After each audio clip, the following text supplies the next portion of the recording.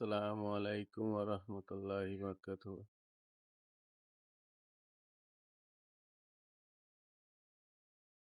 আজ বিশ্ব ইজতেমার যাওয়ার পথে এই প্রথম ভিডিও করলাম বাড়ি থেকে। এই যে আমাদের বাইক। তো এখন আমার গন্তব্য পুইনান, দাঁতপুর, হুগলি বিশ্ব ইজতেমা গ্রাউন্ড, দোয়ার মজলিস।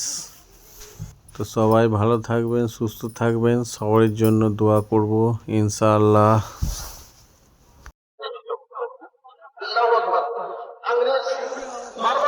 সুবহানাল্লাহ, সুবহানাল্লাহ, সুবহানাল্লাহ।